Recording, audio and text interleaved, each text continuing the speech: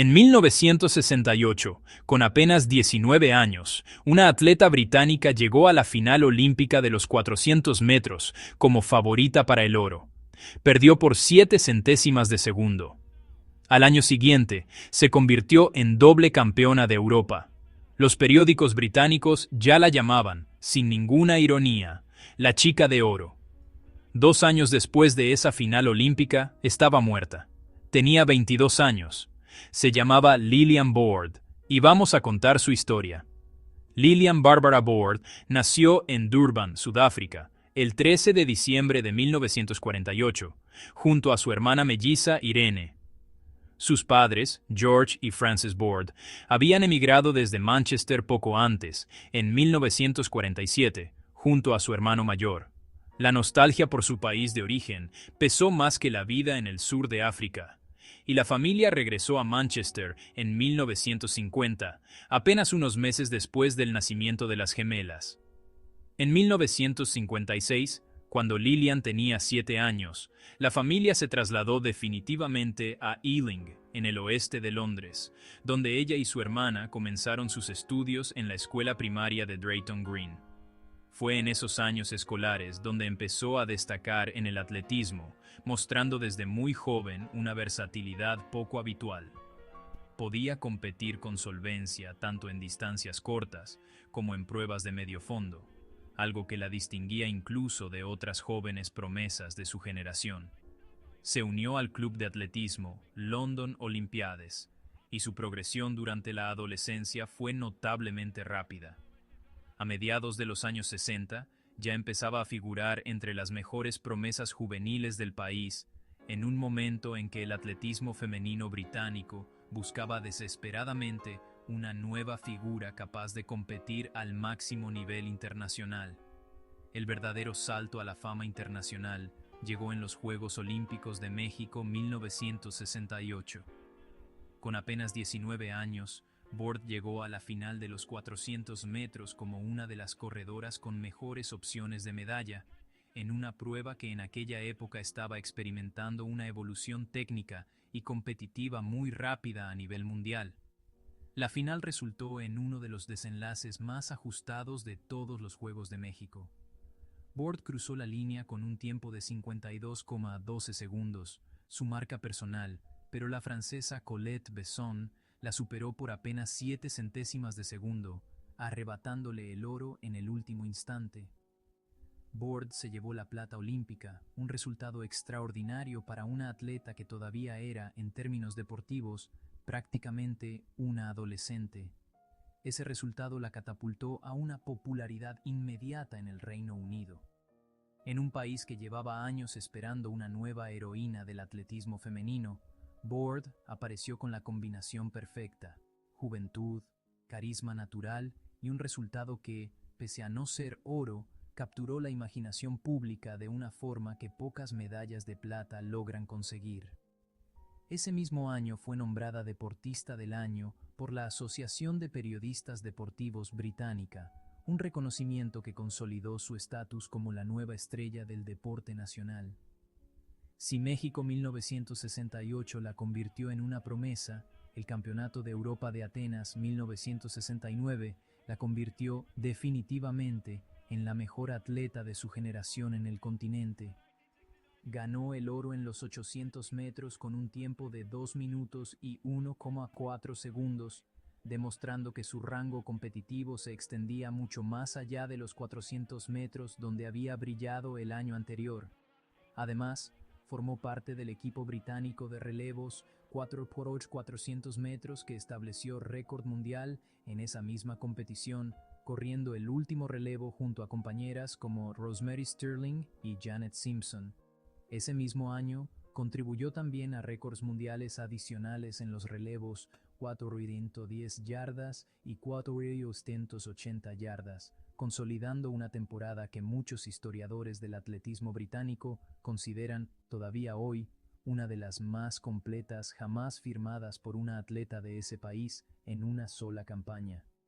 Por ese conjunto de resultados, quedó de nuevo entre las finalistas al premio de Deportista del Año, esta vez como subcampeona. En 1970, ya con los primeros síntomas de la enfermedad que acabaría con su vida empezando a manifestarse, todavía tuvo fuerzas para contribuir a un nuevo récord británico en el relevo 4x800 metros, un logro que el propio gremio de periodistas deportivos reconoció como equipo del año. Es un detalle que, visto en retrospectiva, resulta especialmente conmovedor. Seguía compitiendo y ganando, mientras su cuerpo ya luchaba contra un enemigo mucho más peligroso que cualquier rival en la pista. Board no era solo una atleta de élite. Se convirtió en una auténtica figura mediática dentro del Reino Unido, en un momento histórico en que el deporte femenino todavía luchaba por conseguir la misma visibilidad y respeto que el masculino. Apareció como única panelista femenina en la primera edición del icónico programa de televisión británico A Question of Sport, un concurso deportivo que, décadas después, sigue emitiéndose en la BBC y que hoy forma parte de la cultura popular del país. Su presencia en ese programa, en un formato dominado casi por completo por hombres, fue en sí misma un pequeño hito de representación. También era conocida por su talento como costurera, una faceta más personal que la prensa de la época retrataba con cariño. Llegó a diseñar y coser ella misma un abrigo rosa que lució en una gala celebrada en el Palacio de Buckingham en honor a los atletas olímpicos británicos de 1968. Un noticiario de la época la describió como irrepresible, capturándola mientras cruzaba alegremente el patio del palacio con evidente naturalidad, en marcado contraste con la actitud más reservada de otros atletas presentes ese día. Esa combinación de talento deportivo excepcional y una personalidad cercana, espontánea y muy mediática, explica en gran parte por qué su posterior enfermedad y muerte generaron una conmoción tan profunda en todo el país.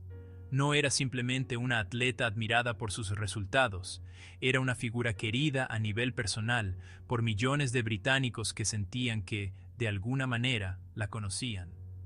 En 1970, mientras se preparaba para competir en los Juegos de la Commonwealth, Board empezó a sufrir fuertes dolores abdominales. Aún con esos síntomas ya presentes, compitió en la final de los 800 metros del campeonato de la ATARA, terminando en tercera posición pese al evidente malestar físico que arrastraba durante toda la carrera.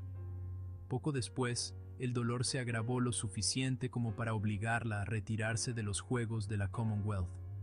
En septiembre de 1970, tras someterse a una serie de pruebas médicas más exhaustivas, llegó el diagnóstico que cambiaría todo: cáncer colorectal en fase terminal.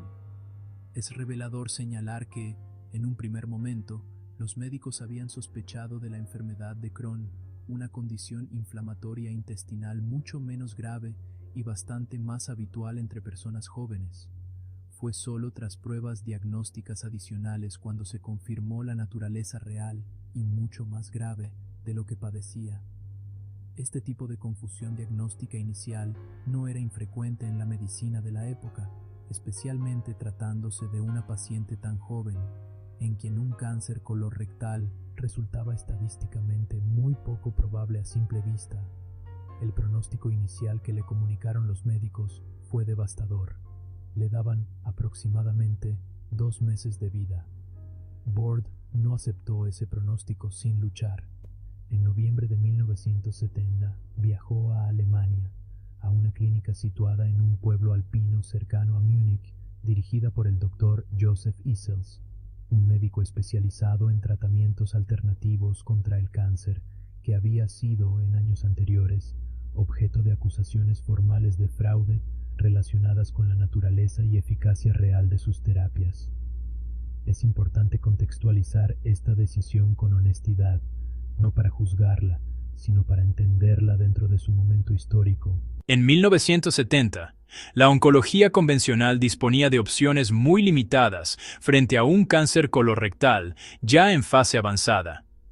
La quimioterapia moderna todavía estaba en un estadio muy temprano de desarrollo, Los protocolos de detección precoz que hoy salvan miles de vidas cada año prácticamente no existían, y la búsqueda de tratamientos experimentales, incluso de dudosa base científica, era una respuesta extremadamente común entre pacientes jóvenes, desesperados por encontrar cualquier alternativa ante un pronóstico terminal.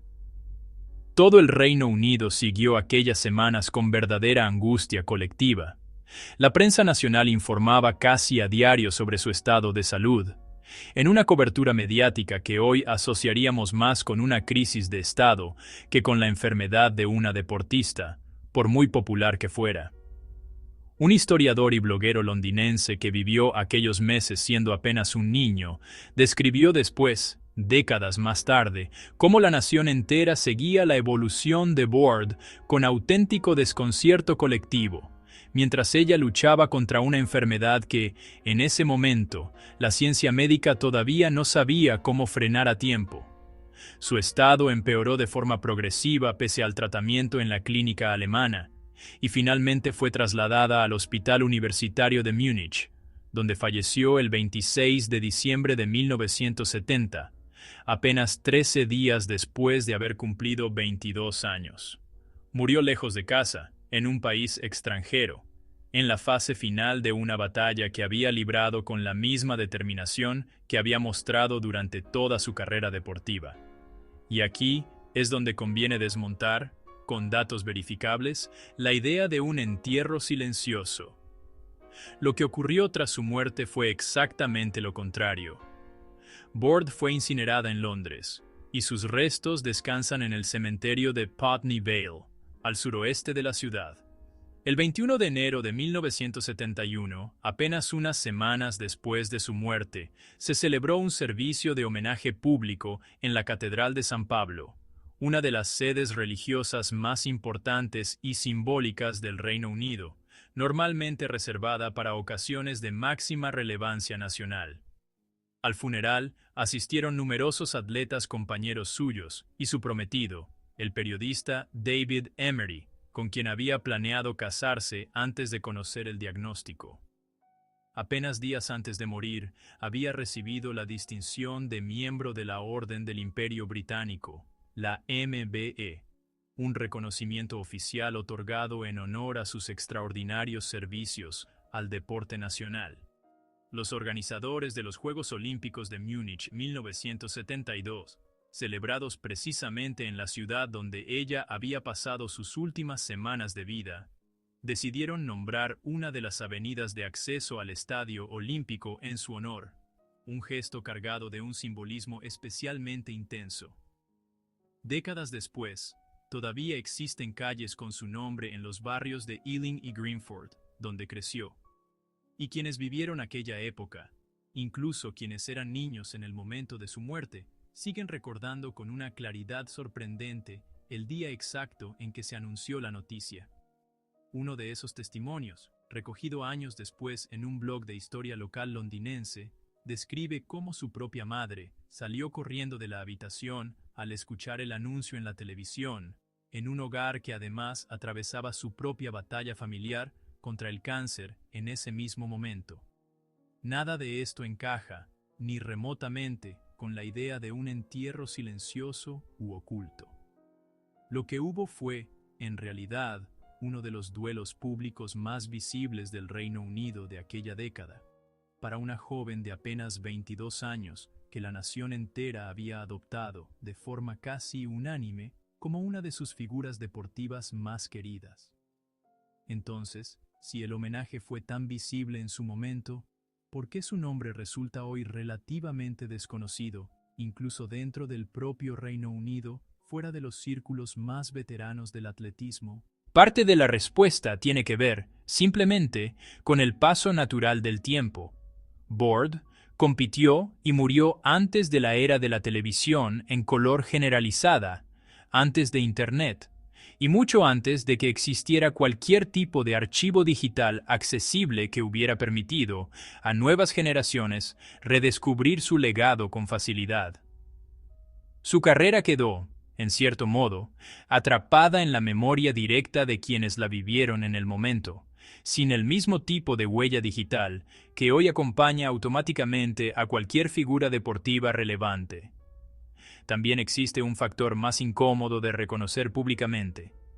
Varios aficionados e historiadores del atletismo británico han señalado, con cierta frustración documentada en foros y blogs especializados, que grandes eventos deportivos posteriores celebrados en el propio Reino Unido, como los Juegos Olímpicos de Londres 2012, no incluyeron ningún homenaje oficial formal a su memoria, pese a que ella misma, de haber podido continuar su carrera, probablemente habría sido una de las grandes protagonistas británicas de aquella generación, con opciones reales de haber competido incluso hasta los Juegos de Moscú 1980. Y quizás el factor más simple de todo sea narrativo. No existe una lección técnica evidente que extraer de una enfermedad terminal diagnosticada demasiado tarde para la medicina de su época.